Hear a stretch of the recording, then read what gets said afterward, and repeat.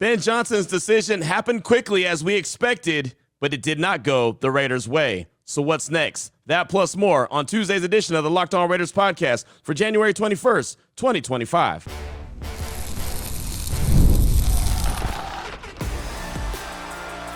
You are Locked On Raiders, your daily Las Vegas Raiders podcast, part of the Locked On Podcast Network, your team every day.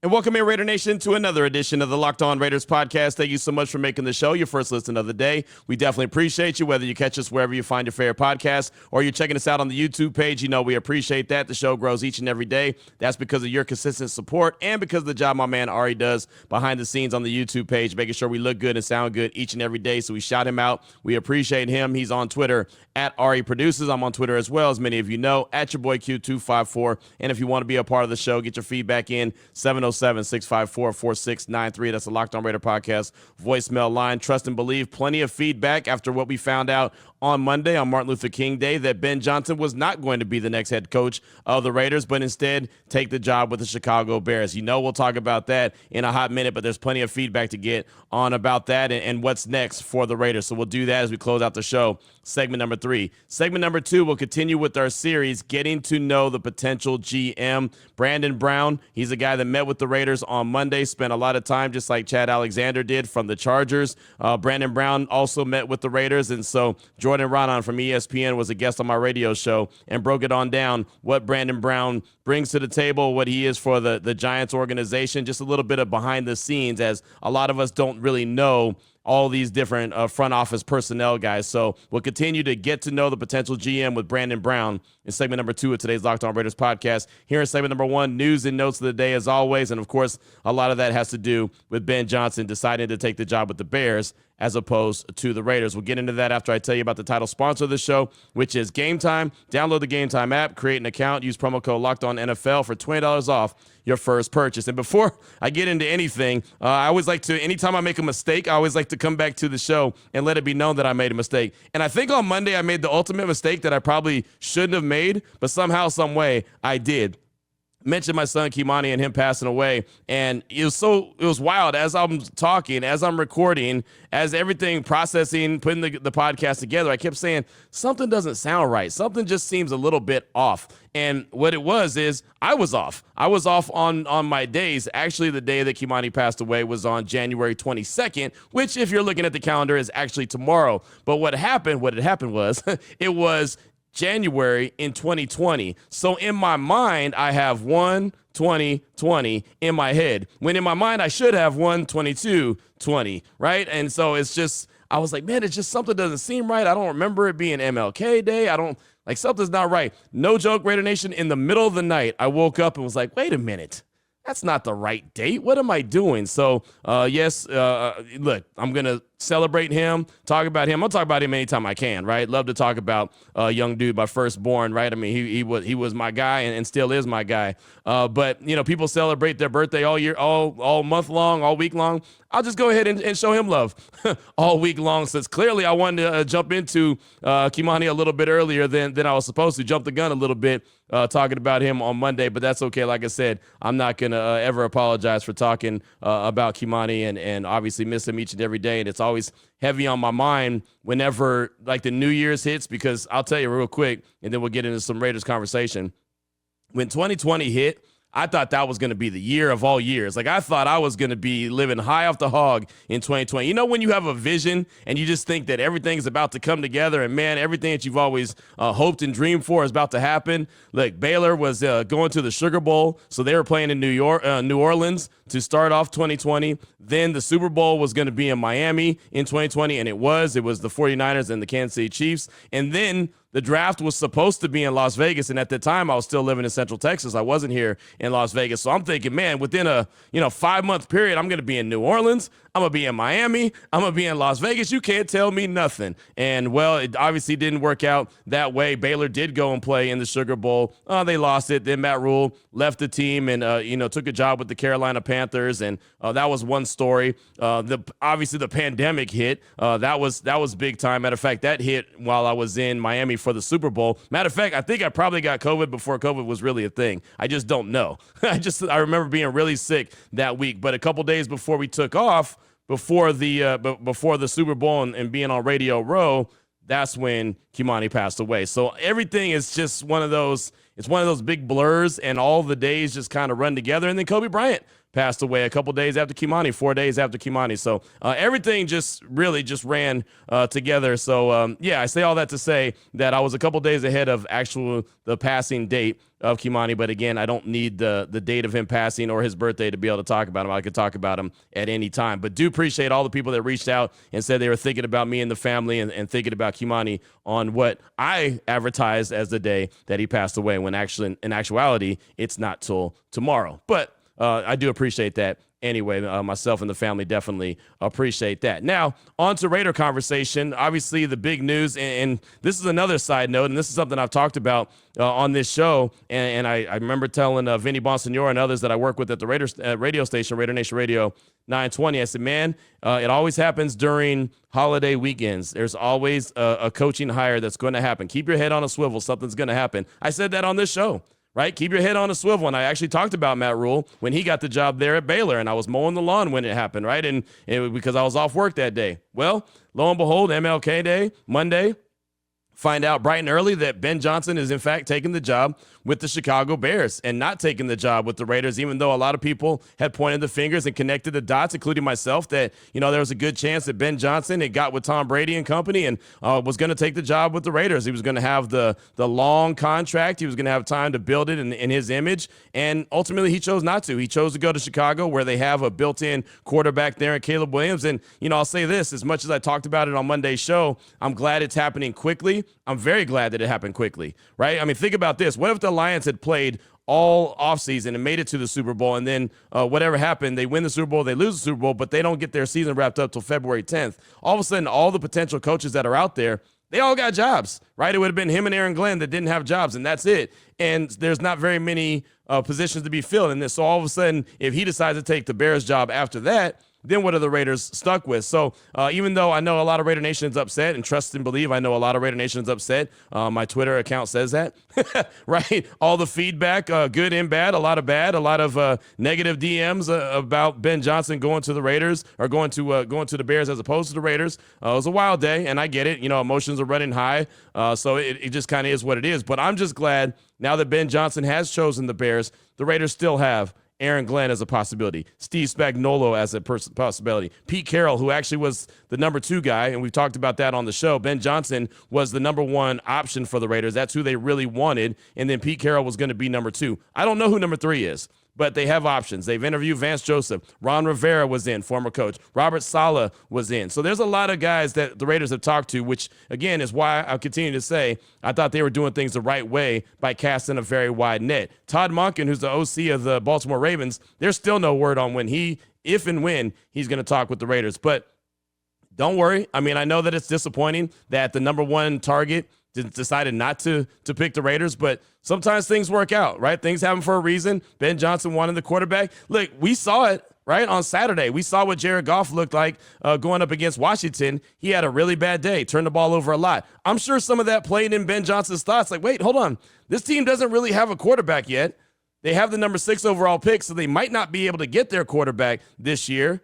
I don't know if I can get the ultimate goal, which is win the Super Bowl, with a guy who's not a top-notch quarterback. And I like Jared Goff a lot. But Jared Goff picked a bad day to have a bad day on Saturday as they were upset by the Washington Commanders. So that could have played a major factor. He probably could have said, you know what? I'm a really good coordinator. The points per games and what I've been doing ever since I've been an OC with Detroit proves that.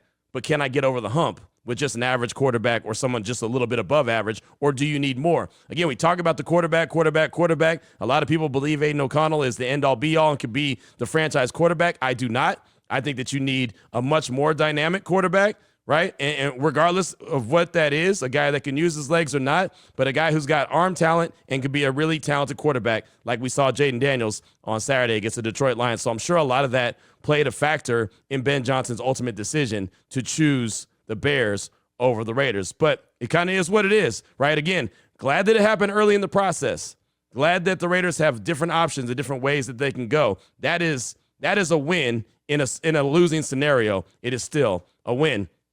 As far as other coaches go, how about this one? Patrick Graham, Raiders' former defensive coordinator. Of course, his contract ran out. He's actually set to have his second interview with the Jacksonville Jaguars. So this came from Ian Rappaport, Jacksonville's head coaching search. The Jaguars are bringing in former Raiders defensive coordinator Patrick Graham, former Jets head coach Robert Saleh, and Buccaneers offensive coordinator Liam Cohen this week for in-person second interviews. So that's really good for Patrick Graham. You know, I know a lot of people, when they saw that he was being interviewed for the head coaching job there in Jacksonville, said, oh, that's a Rooney Rule interview. Well, clearly not, because he's going in for a second interview. You don't interview somebody who's just checking the Rooney Rule box. That we all know how I feel about that. Hate that rule. Hate that box. I just think it's so disrespectful to to the guy that's getting interviewed. And it's funny. And we'll talk about Brandon Brown coming up in segment number 2. Jordan Ronan will break him down. I tweeted out that Brandon Brown had completed his interview with the Raiders, and I couldn't tell you how many people were like, "Oh, that was just a Rooney Rule interview." Well, why? And my response was, and I only responded to one person.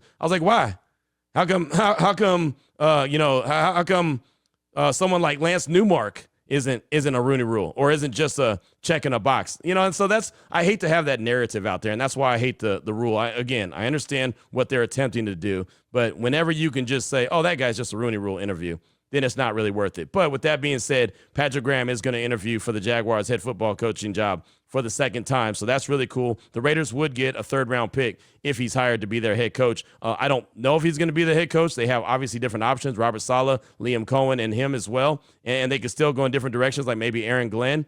But good for Patrick Graham that he's getting another opportunity to be interviewed for the head coaching job there in Jacksonville. And again, on Monday, the Raiders, they interviewed Chargers assistant GM Chad Alexander. You heard about him on Monday's show. And they also interviewed Giants assistant GM Brandon Brown. You'll hear about him coming up in segment number 2 of today's Locked On Raiders podcast.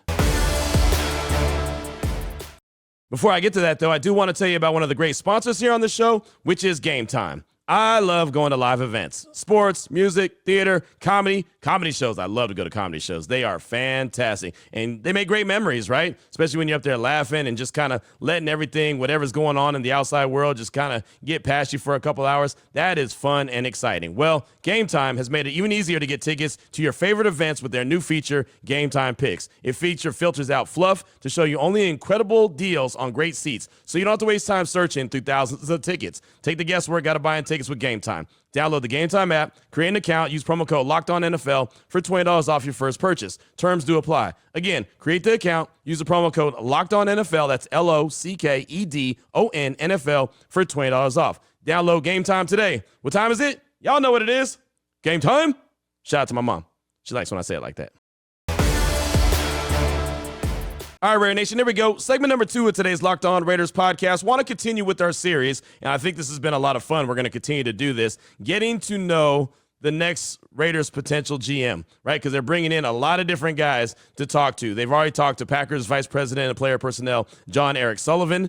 Chargers Assistant GM, Chad Alexander, was on Monday. Steelers Director of Pro Personnel, Sheldon White. Commanders Assistant GM, Lance Newmark. Bucks Assistant GM, John Spytek, who I believe is the leader in the clubhouse. He's a guy that's got a really good relationship with Tom Brady. They're both Michigan guys. So that's the guy that most people look at as the leader in the clubhouse. Lance Newmark was looked at as the leader in the clubhouse when Ben Johnson was still available for the head coaching job, because everyone said that's who he wants to work with as a GM. But again, they cast a wide net, and I think that that's a smart thing. So that's what we're trying to do here as well, is make sure we find out the details, at least a little bit of background about these guys, the most that we can do in a 10 to 12 minute type segment. Well, how about Giants assistant GM Brandon Brown? He's the guy who met with the Raiders on Monday, and I reached out to my guy Jordan Ronan, who covers the Giants, been covering the Giants for a very long time, from ESPN, to get a little bit of background on who Brandon Brown is. So we started off with just who he is and why he would be intriguing. Here's Jordan Ronan on Brandon Brown. Brandon Brown's a guy who almost got that Chargers job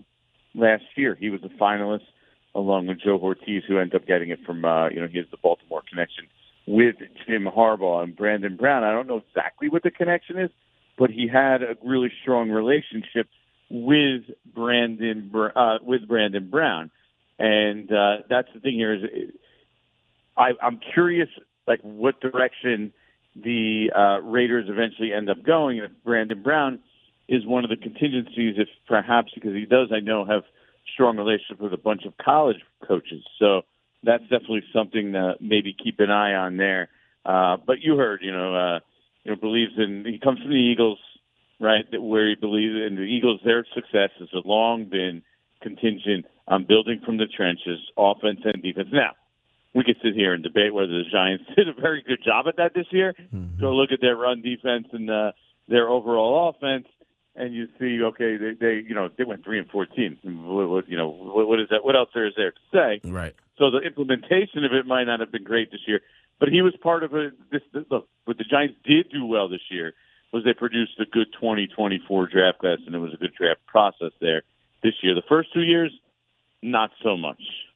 Does Brandon Brown, has he appeared to be that guy that you felt like as sooner rather than later he was going to have his own team to be a GM of? You did, but then I don't think Hard Knocks did anybody any favors there. Right. There's a bunch of clips. I mean, you want to learn about Brandon Brown, I think you could go back and look at his involvement in a lot of the Giants' decisions this last year. The Saquon decision. Now, granted, there were times where he was a little leery of, saying, hey, you know what?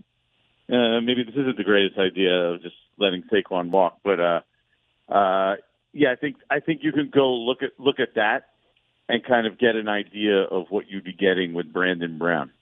Yeah, it's interesting. It really is. And the Raiders have kind of cast a wide net on different potential GMs that they're bringing in, including Brandon Brown. So when you look back at the draft, and I know Malik Neighbors was fantastic, given the quarterback situation in New York right now, was it the right decision to go with Malik, or should they have gone with a quarterback at that position? Well, we could sit here and debate that for days. I mean, when you don't have a quarterback, you really have nothing. I think you guys are well aware of this. Yep.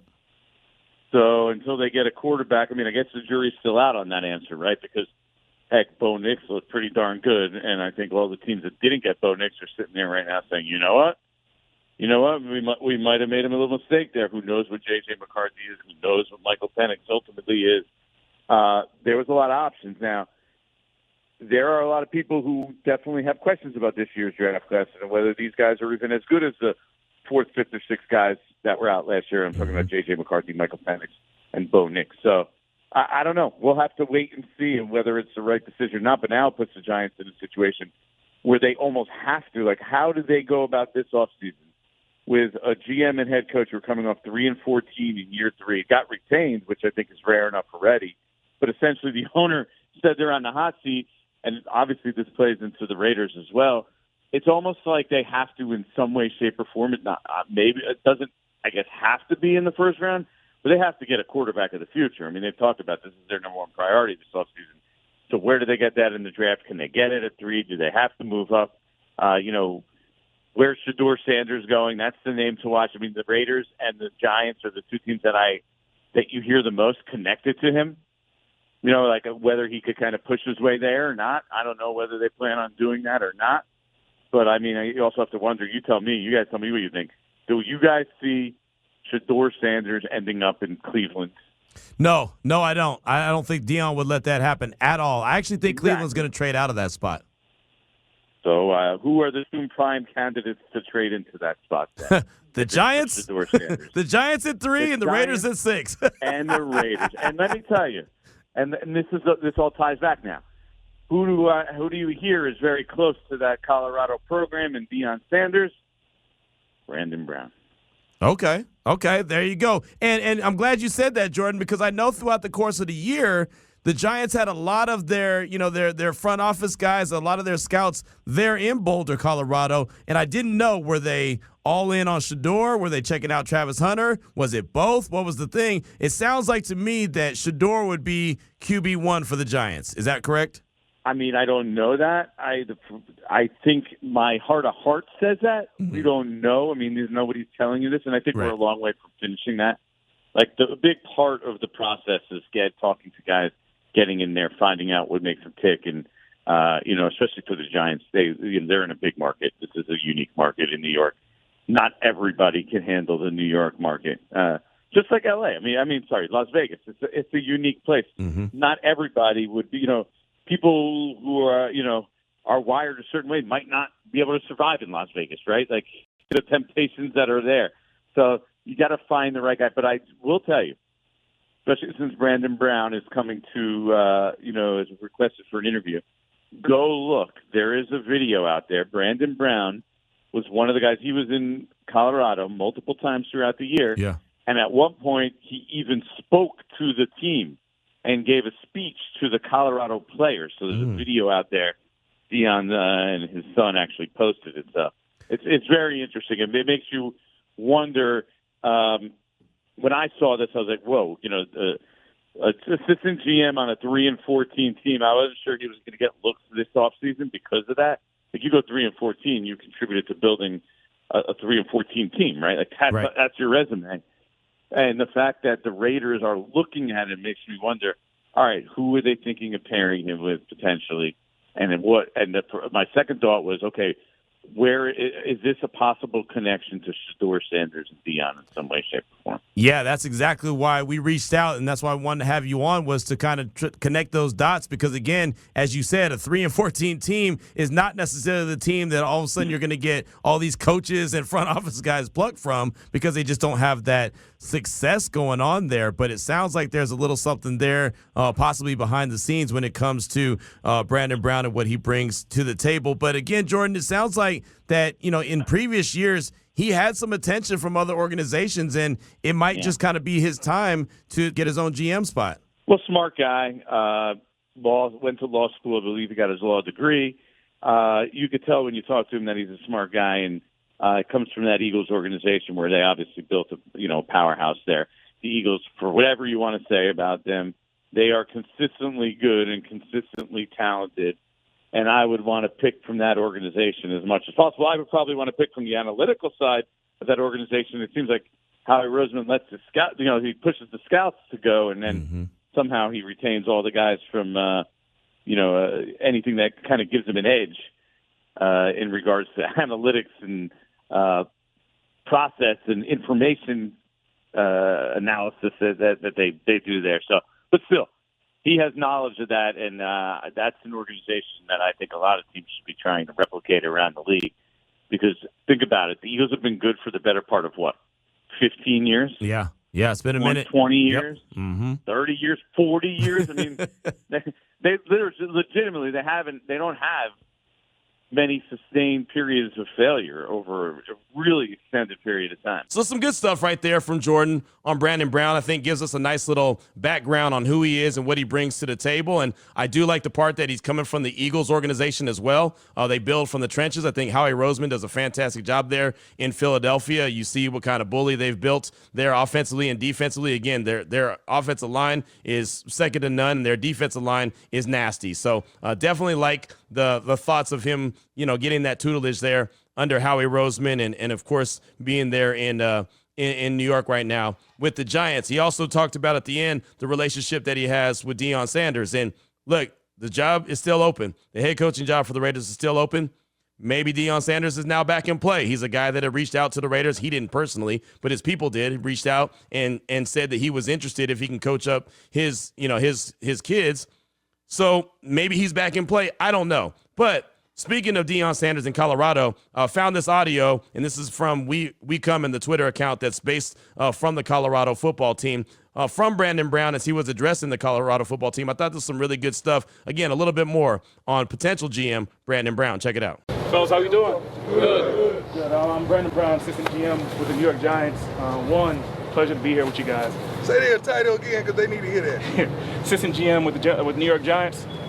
Guys, I know every week you see a whole bunch of scouts here, whether it's Tuesday, Wednesday. But the biggest thing I want you guys to know is when you think nobody's watching, somebody's watching. Right? Whether it's between going from reps and indie, special teams, to O&D, to walkthrough, we're looking at everything. Whether it's your mannerisms, your attention to detail, what kind of teammate you are, how do you strain. It's not just Saturdays or Fridays or if you're playing on Thursday. It's what do you value in the process? Is the process important to you? Do you like ball? Do you love ball? Do you live ball? I know you guys got a lot of guys here that live ball, and that's, do you have a consistent routine, whether it's Sunday through Friday, so you can be the best version of yourself on Saturday.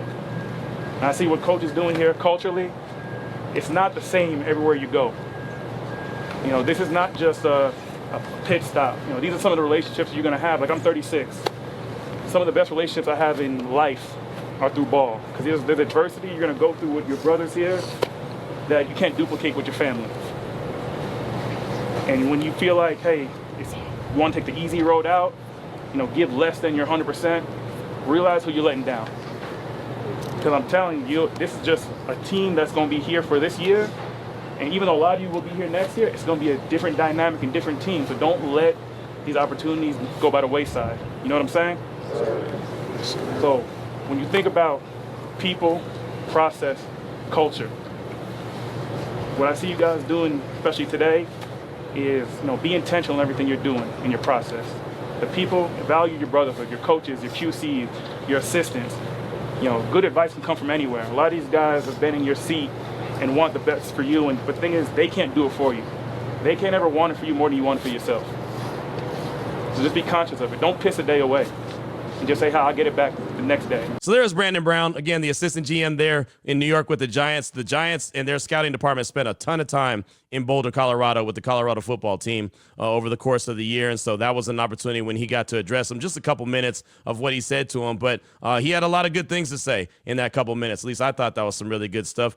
Sometimes you just need to hear that. Right? Whether you're talking about football or whatever you do on the daily, don't piss off a day like he said, right? Don't say, I'll get it back tomorrow. I did a bad show. It's all right. I'll get it back tomorrow. None of that is guaranteed. That's for sure. So there you go. Getting to know Giants assistant GM Brandon Brown. Hopefully that helps kind of get you up to speed on who he is. Well, of course, we'll continue with the whole process of going through all these different names. Even Commanders assistant GM Lance Newmark, right, who I don't think is in play for the Raiders anymore, but he did meet with them. So we'll make sure that we continue to do that and get you everything that you need to know about these potential GMs for the Silver and Black. And I'm expecting something to happen pretty quickly with the team. Probably the GM get hired really quickly and the head coach get hired really quickly as well. I do, as I mentioned on Monday's show, think the ball is definitely going to be rolling and rolling pretty quickly. And another domino has obviously dropped with Ben Johnson taking that Bears job. So what's on your mind? What did you think about the news? 707-654-4693. Your calls and texts will close out the show. We'll do that next here on today's edition of the Locked On Raiders podcast.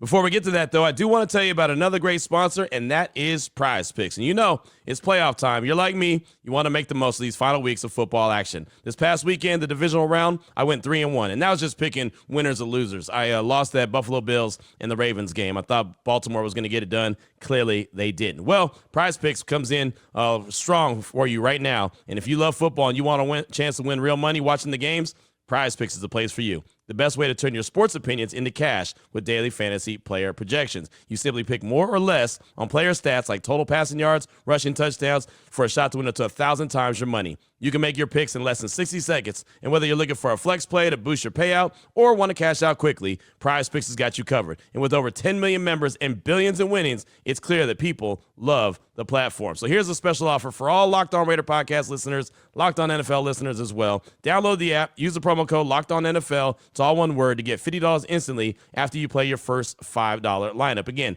download the app today, use the promo code Locked On NFL to get $50 instantly after you play your first $5 lineup.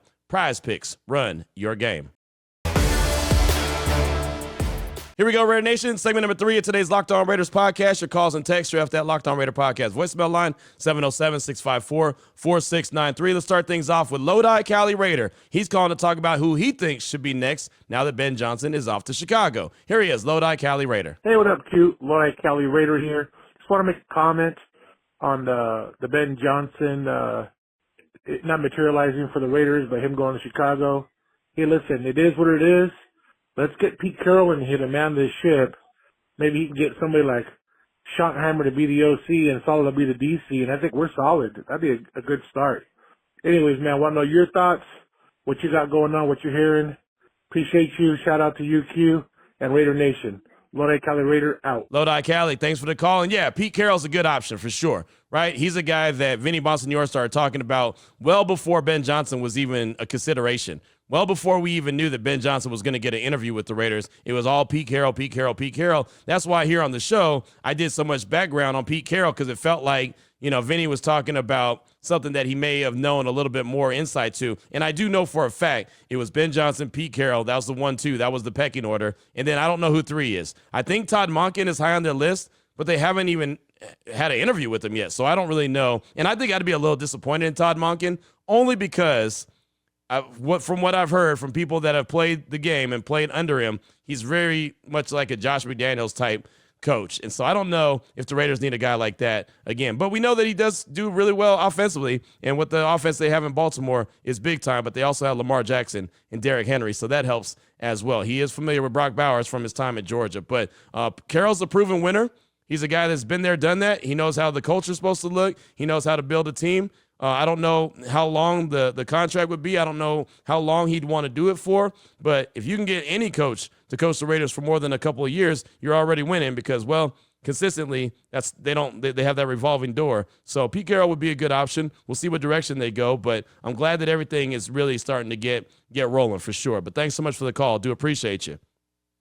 Up next, got a text from Raider Zara in North Las Vegas. Hey, Q, Raider Zara in North Las Vegas. So many people keep saying that a person would be crazy to take the Raiders head coaching job. They'd have to go up against Hall of Fame coaches and amazing quarterbacks in the AFC West. Max has said that he loves to go up against Mahomes because he's really good. I feel like football players and coaches are competitive. They relish the challenge. They like to go up against the best to prove themselves. They are type A alpha dogs who want to be tested. Being around the best makes you better. Athletes have a what if I can mentality. The old saying, shoot for the moon and you might land on the stars, is applicable here. So I say, let's go get that dude who thinks he can hang in the division. That's the kind of drive we need in a head coach. Someone who sets the bar high, has high expectations, and possesses the will to compete with the best. That's our coach. That's Raider Zara in North Las Vegas. And that very well could be Pete Carroll. It could have been Ben Johnson, too, but he chose Chicago. But Pete Carroll has already got a rivalry with Jim Harbaugh. He's already beat Andy Reid before. He's already beat Sean Payton before. So he's not going to back down. That's for sure. Right, that's the one thing that you can guarantee with Pete Carroll. He ain't backing down to those guys.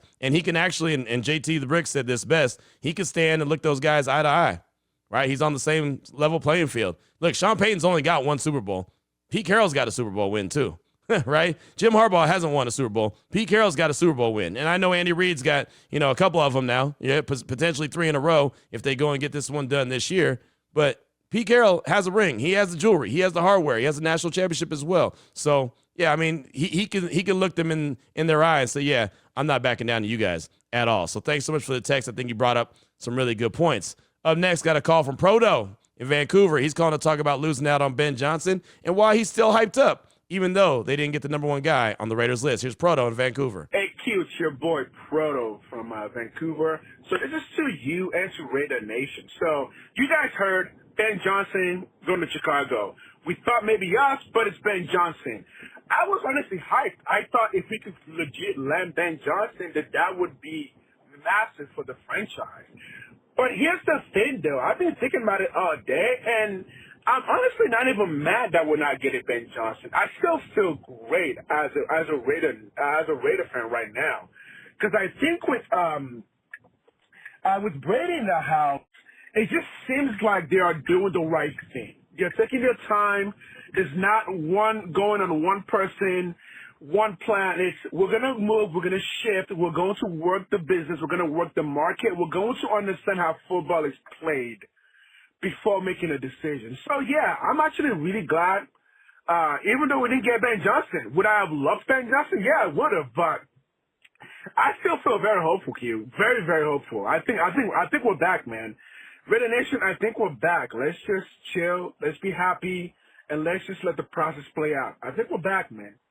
All right, peace out. Thanks so much for the call, Proto. Appreciate you. And, yeah, I mean, I think the Raiders doing their due diligence, like we've been talking about here on the show for a few weeks now, is smart, right? They didn't just put all their eggs in one basket and say, all right, well, we're going to get this guy or nothing, right? And, again, the good thing is that the Lions lost on Saturday, and this process got sped up. Because they definitely wanted him. That was their number 1 target. They wanted him. And if the Lions were still playing, he wouldn't have been able to take the job on Monday like he did with the Bears, and then the Raiders would still be waiting. So at least they still have options out there. I think that's the best case scenario. If you're going to lose out on your guy, at least lose out with options, right? I mean, can you like back in the day? I always bring up stuff from back in the day because that's all I know. It's like going to the prom back in the day, right? And you just have your mindset on one girl that you're going to take to the prom with you, and so you're asking her. She keeps saying, "Well, let me think about it. Let me think about it. Let me think about it." All of a sudden, it's like the day before the prom. She's like, "No, I'm gonna go with him." You're like, well, now what do I do? Now what do I do? Now I got to find someone that's just breathing, right? Now my options aren't very good. That's typically what happens to the Raiders, right? They normally their options aren't very good. The fact that they've interviewed so many different quality candidates, in my opinion, is a good thing, and they can shift accordingly and make moves sooner rather than later. So thanks so much for that call. I do appreciate you. Up next, got a text from Ocho Kel from Portland. From Portland. What's good, Q? It's Ocho Kel from Portland, Oregon. The wife was asking me about AP's deal, if he's still guaranteed that last year in his contract after being let go after 1 year. Got me thinking, with Kingsbury won a 3-year deal, did it matter if he left for a head coaching job after year 1 or 2, or is the contract still guaranteed? Seemed like Washington locked onto Daniels after they got our OC, and also in my opinion, Gruden 2.0 was looking solid till those emails dropped, rug situation, but the team was improving every year and made the playoffs the year he had to resign. We got to get this next hire right because AP was definitely building the culture in the right direction. Appreciate your work, Q. That's from Ocho Kel out of Portland, Oregon. And yeah, AP's deal, all head coaches' deals and their staff, they're all guaranteed. So Mark Davis is still paying some Gruden money. He's still paying some McDaniels money. He's still paying some Ziegler money. He's paying some Mayock money. He's paying a lot of money right now to former coaches, including Antonio Pierce. As far as Kingsbury goes, I don't know if he's going to get into this cycle. It sounds like maybe with the Cowboys,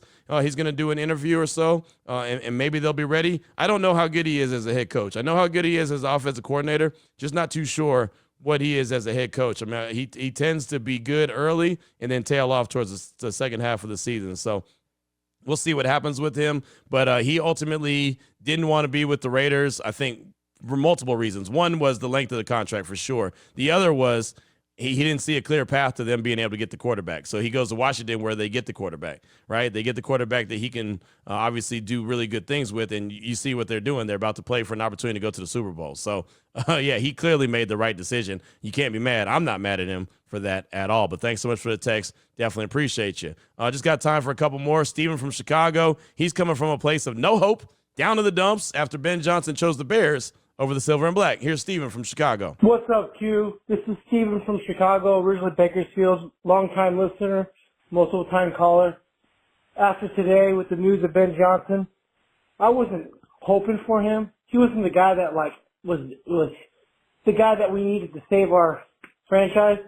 But I don't think I've been this despaired over the Raider team in a long time. I don't feel like there's really any hope. To me, kind of feels like the Jamarcus Russell, Aaron Brooks starting quarterback day. I don't know. I don't know where to go from here. I'm deflated. I don't really see any direction.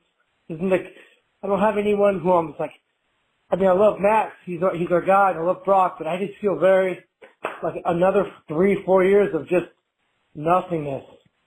I mean, at least with Derek, we had some kind of optimism. But I don't really have that, and I just don't know. I don't know where to go from here. Q, I appreciate you for all that you do, Raider Nation, and thank you very much, and see you on the other side. Steven, thanks for the call. I appreciate you, man. I understand the disappointment, but I wouldn't let you get down. I mean, I don't think you should get down like that, man. I mean, you shouldn't be down to the dumps like that. You know, the good thing is, as I mentioned multiple times, they found out early in the process, right? So they might end up with a really good head coach. Matter of fact, they might end up with a better head coach and a really good GM. We'll see. They've got plenty of time to let this thing play out. So before you get down in the dumps and feel deflated, let this thing play out and see what it looks like, and then we can talk about it again and see if you're still in that same place. I understand, like I said, I understand the disappointment. Ben Johnson was the guy that everybody was talking about and wanted and saw what he was able to do as far as the OC there in Detroit, but I think it's going to be okay. I really do. So thanks so much for that call. Appreciate you. And we'll close out with a text from number 24 Raider out of Utah. Really good number, by the way. It says, hey, Q, number 24 Raider out of Utah, seeing Ben Johnson going to the Bears, that means his ship has sailed. One head coach candidate I'm curious about that you said would be a head coach in the league is Patrick Graham. I'm just curious as why he isn't really being talked about in the Raiders building, or do we think the Raiders want to go offensive-minded? Appreciate the show. You help my 3 a.m. driving to work every day. Go Raiders. That's number 24 Raider out of Utah. And thanks so much. And, yeah, I don't think Patrick Graham is a head coach material for the Raiders. Just like I don't think Champ Kelly is a GM candidate for the Raiders. I think that Patrick Graham wants to take his show somewhere else. I think he's ready to move on. That's one of the reasons why he turned down the contract extension when they tried to give it to him before last year. He's probably going to end up being a DC somewhere, but we'll see. He's got a second interview now with the Jacksonville Jaguars, so maybe he does get that head coaching job, and that'd be really cool. I think he's done some really good things with the Raiders. Really rebounded. Remember, there was a time when we all thought he was going to get fired. When Josh McDaniels was going into year 2, I was like, oh man, they moved him to the booth. It's the death nail. It's not going to be good from here. And he got things turned around. So I think he really wants to be a head coach. I think he realizes that that's not what they're looking for with the Raiders, and he's going to be going somewhere else. And again, I would not be shocked to see him get a defensive coordinator job this year, and then if he does a really good job, then turn that into a head coaching job later on. But thanks so much for that text. I do appreciate you, and that's going to do it for today's show. Raider Nation, I always say keep your head on a swivel. When it's a coaching search, you never know how it's going to happen.